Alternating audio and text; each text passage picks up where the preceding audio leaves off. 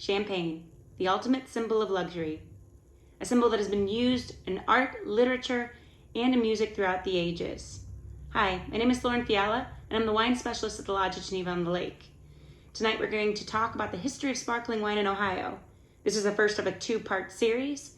Next week we will discuss the different types of sparkling wine styles that are available. First, we are going to learn the parts of the bottle. First, you've got the muselet, which is at the top, which is the cork cage. You've got your cork and your annulus, which is at the base of the neck, and you have the punt at the bottom of the bottle. Today, I'm going to show you the proper way to open up a bottle of wine. However, let's face it, it's not as exciting as spraying a bottle of champagne when you're trying to celebrate something. First, remove the foil cap. Then you're going to find the little tab on the wire cage. Place a rag over top of it, and you're going to turn this wire 6 times. Fun fact, it's like that for every single bottle of sparkling wine. Keeping the cage on the cork and the rag on top, slowly turn the bottle, not the cork itself, and ease the cork out. Should sound like a nun's fart if you've done it right. Should you not finish your bottle, you need to preserve your bubbles with a champagne stopper. The major difference between a lot of these stoppers is the tightness of the seal, and oftentimes these are under $10 each. There are many different types of champagne stoppers available on the market, but I'm demonstrating 2 here. The first uses a vacuum seal within the bottle to hold the bubbles inside. And the second one, there's a rubber seal on the inside that you push down onto the bottle, and then the actual wings close around the annulus, holding it in place. The other important thing is to make sure that you keep your wine cold. Please place it back in the fridge. This will make sure that all of those bubbles remain in solution. Today, when you think of champagne, you think of sparkling wine. But back in the 1600s, this was not the case. Early wine from Champagne was a light pink still Pinot Noir. Champagne is located in the northern part of France at 48 degrees north latitude.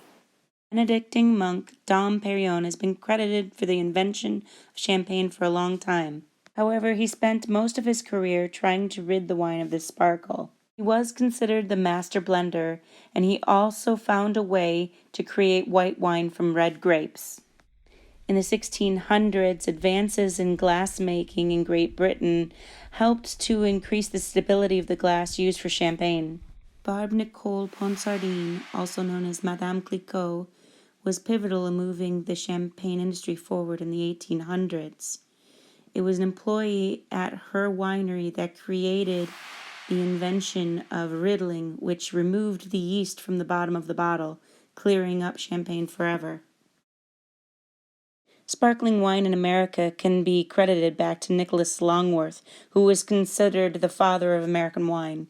In 1803, at the age of 21, he arrived in Cincinnati, Ohio, where he set up a lucrative law practice. In the early 1820s, he tried to grow Vitis vinifera, which is the European grape varietal, but they soon died because of phylloxera, which is a root louse. He later discovered the pink-skinned grape Catawba, and found that if you remove the skins before fermentation, you got this sweet pink wine. It wasn't until 1842 that there was an accidental fermentation of this pink Catawba that he created his best wine yet. Ohio became America's biggest wine producer in 1859 at 570,000 gallons of wine a year, which was at the time twice the amount of California. If you'd like to taste an example of this historic wine, try Miranda Nixon's Sparkling Catawba. Another example of early Ohio sparkling wine comes from the Lawns Winery, which is located on Middle Bass Island, which also means Island of Flowers, and they were started in the mid-1800s. For information on how to find sparkling wines from around Ohio, go to ohiowines.org. Join me next time when we talk about how sparkling wine is made. Thank you very much for joining me. Cheers.